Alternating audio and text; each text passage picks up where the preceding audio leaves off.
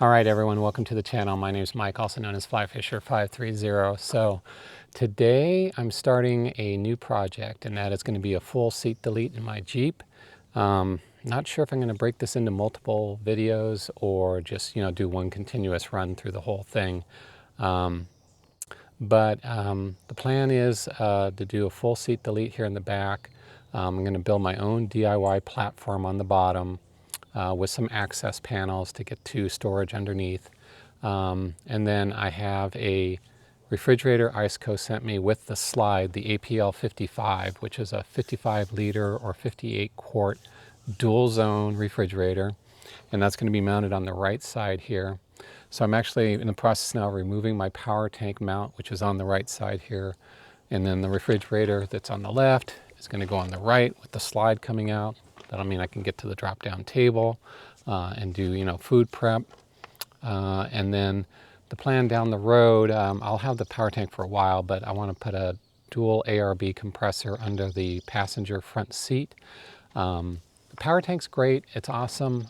It fills up tires, really fast, like 20-30 seconds. The problem is keeping track of the air levels in it, and invariably I take along an extra compressor with me every time, just because I may run out of air with the power tank. And so it's just, I want to really simplify things and not be bringing multiple things that do the same thing. So I'm going to go back to an ARB underneath my passenger seat, and then just keep the power tank for maybe a day trips or something. So that's the plan. I'm going to do a full seat delete, and I think it's going to be a pretty fun project. There are other videos I've been reviewing. There's plenty of them out there, actually, and I will leave links down below of some of the best ones, I think, for ideas. I'm going to be following one in particular that I'll leave as the first link down below. It's really well done. I really like the way they did the DIY platform, and it's a couple out of Australia, I believe. So yeah, that's going to be the first one listed, and then I'll list a few others that I thought were excellent DIY videos for ideas. But I think this will really help me simplify things. I have all these storage bags that I was throwing in the back of my Jeep, always digging around trying to find a particular storage bag that had something that I needed. So hopefully this kind of simplifies things. Plus I can keep things in the Jeep full time. Recovery gear and stuff will always be under the recovery platform. Don't need to be bringing it in and out of the Jeep for every trip. So yeah, I'm looking forward to this video, and I hope you guys are too, and maybe see something that you like and want to try. But the first part today is really just to get the brackets out for the power tank, and kind of just get the seat out, clear out everything out of the back of the Jeep basically, and get going on this project. It's going to be several weeks of work for sure, and but I'll bring you guys along and let you see how it goes. Stay tuned.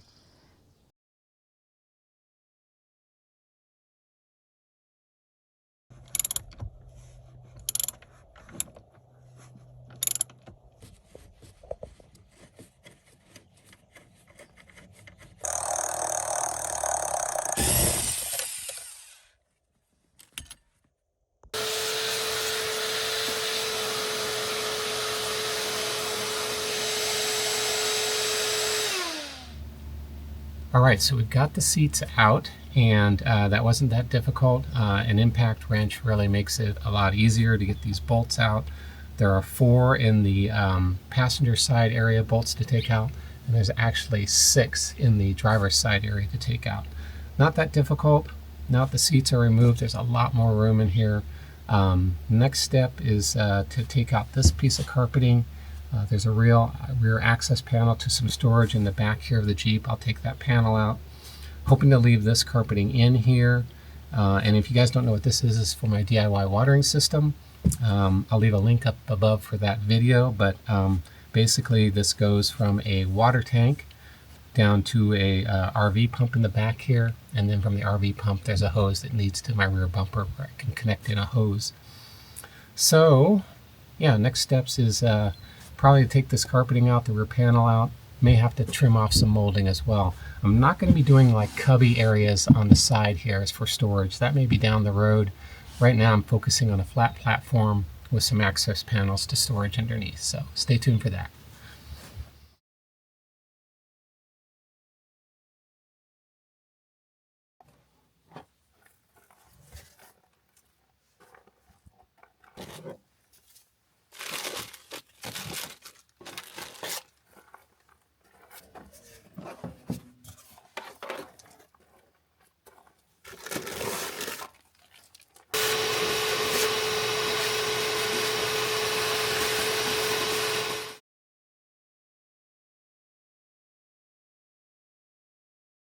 All right, so we have my original water system here, my water tank. These are 5-gallon Scepter jerry cans that, if you may recall, I have a quick connect fitting on for my water system. I have a very old DIY water system video. You can check out how I did my water system in my Jeep, which connects to an RV pump.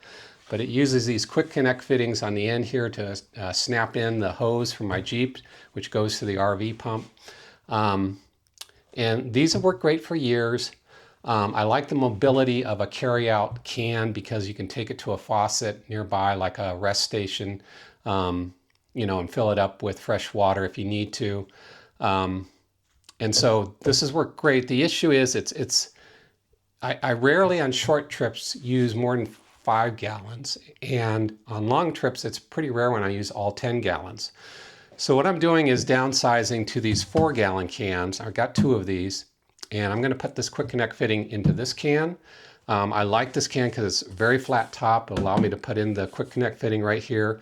You also need to make sure you put you have a place to put your hand in, because you have to put a nut on the bottom of the quick connect fitting to get it to lock down. I did order another can here that didn't have that feature. It had a very small opening like that, and that's not going to work. So, but the other nice feature about this is it's going to be a lot lighter to carry. 5 gallons of water, if you've never carried these, it's a lot of weight.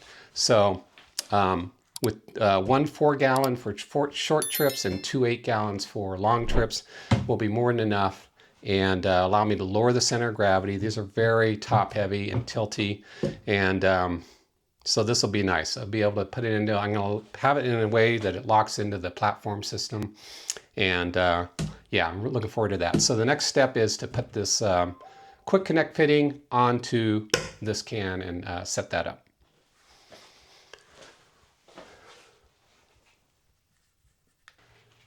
All right, so step 1 is going to be to get this guy off. Let's just see if we can get it started with a wrench here.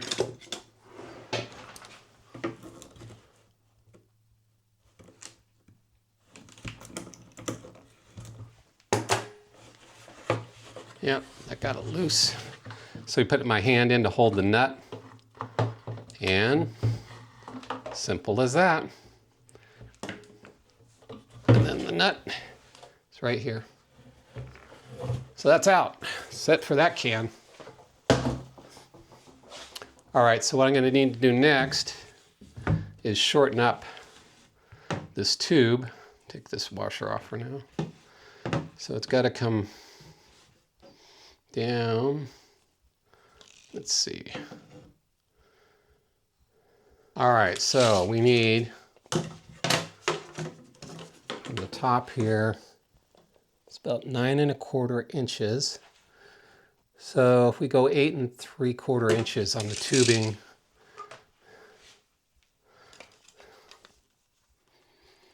I'm going to call it right about there. We can always cut it later. Nope, wrong thing.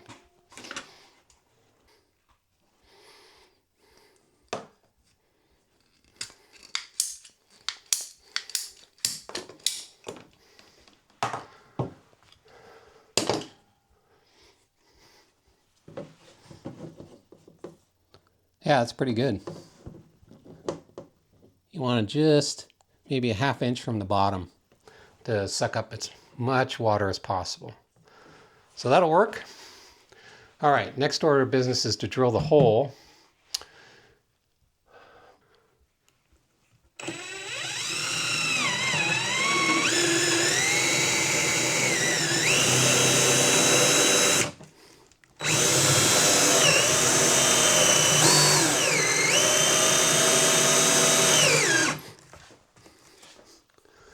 Don't want to go too far.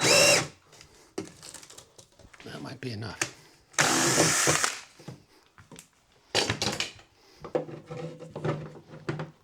Yeah, oh, perfect.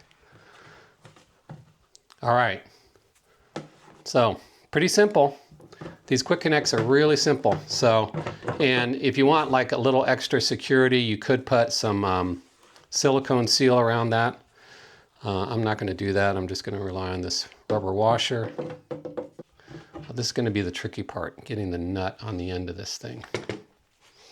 All right. So I'm going to have to kind of bend that bottom piece a little bit just to bend the tubing, got it over. Okay.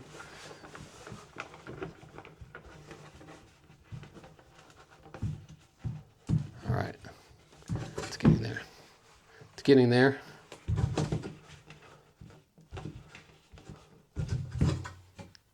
All right.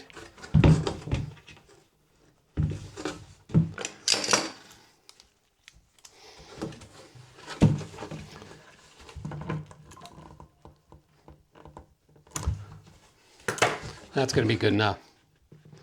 Yeah, it's plenty tight. Dang, that was simple. Super simple. So I'll do that to the other one, and I now have a new water system. Love it. When I'm using Onyx Offroad, I usually have my maps set to hybrid mode, showing both topographic and satellite views combined. However, you can choose satellite only or topo only, and if we swipe left, you can access many other layers to overlay on your base map. Also, if you click on the 2D symbol in the lower right corner, it will switch to 3D mode, which gives you a great perspective on how steep or flat your planned route will be. Clicking the weather icon in the upper right corner will also give you local weather for the area you are looking at on the map. Get 20% off on Onyx Offroad in the link below.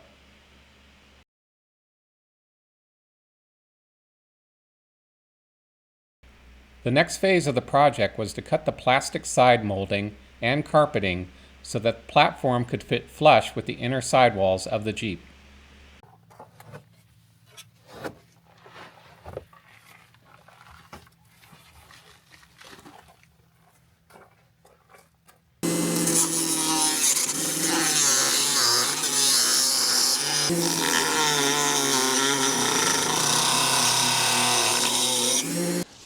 Okay, well, a couple things. First of all, this Dremel extension piece is awesome to use. Never used it before, but came in handy here just to get into tight places.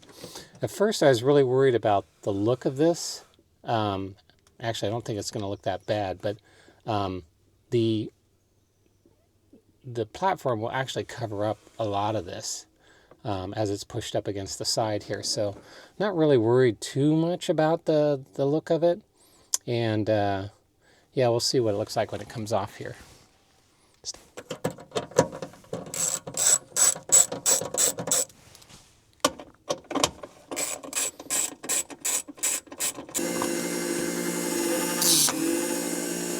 Yeah, I'm pretty happy with this. I didn't want to, this can be cleaned up with a Dremel grinding bit, but what I didn't want to do is take this whole panel off. I've got electrical up here.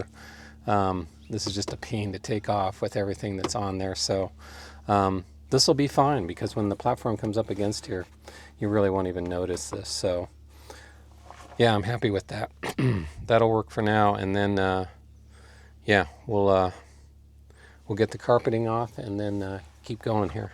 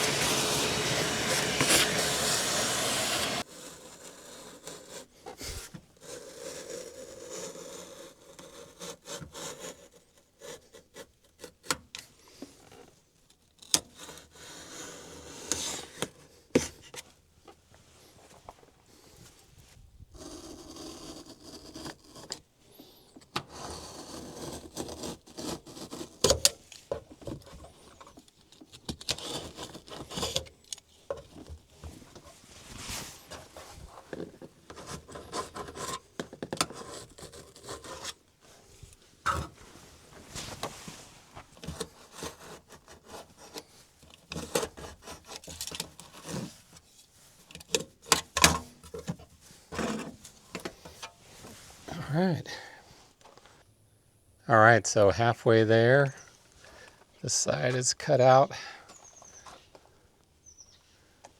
And now it's just a matter of doing the same thing on this side.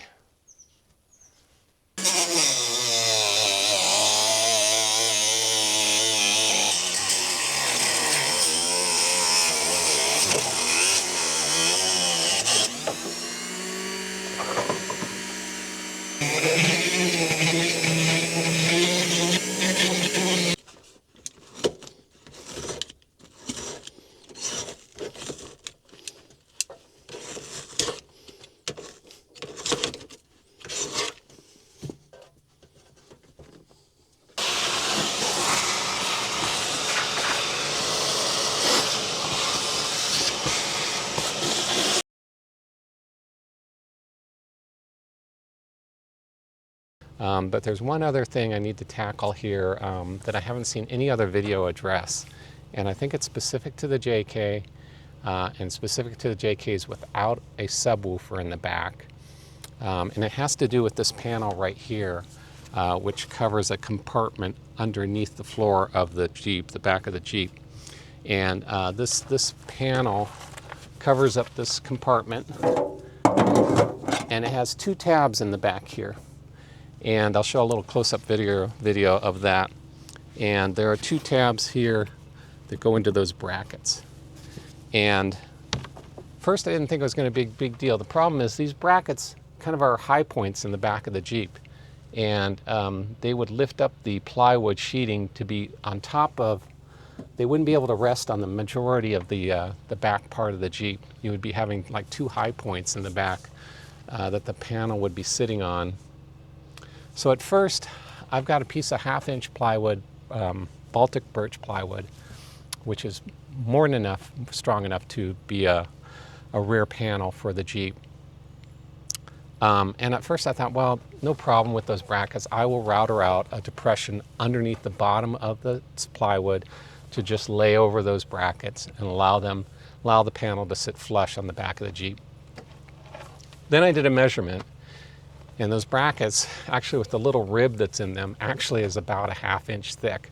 So it would literally almost go through the complete thickness of my plywood, which tells you how much they're bumping up the back of the Jeep here. So that's not going to work.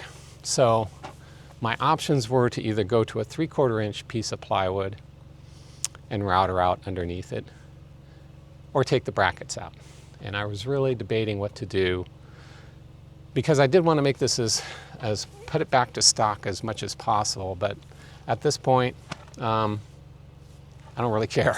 I think if you really wanted to put this panel back in, you could just put some bolts through here, especially like even some metal screws, sheet metal screws to attach these tabs down if you really wanted to do that without a bracket being there.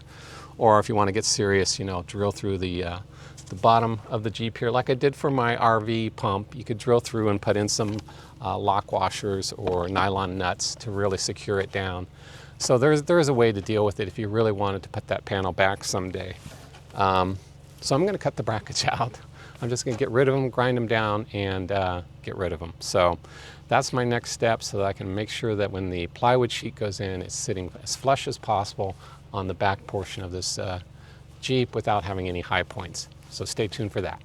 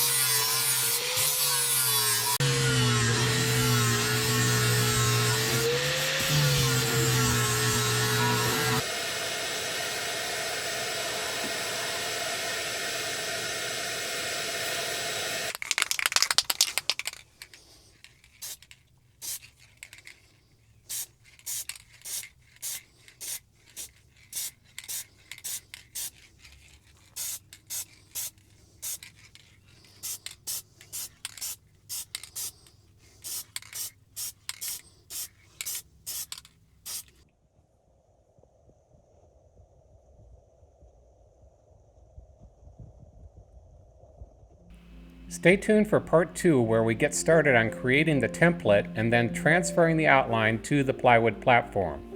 You might notice in the upper right corner I have a new membership program, so click on the green thumbnail if you want to learn more. As always, thanks for watching, and hope to see you on the trail someday.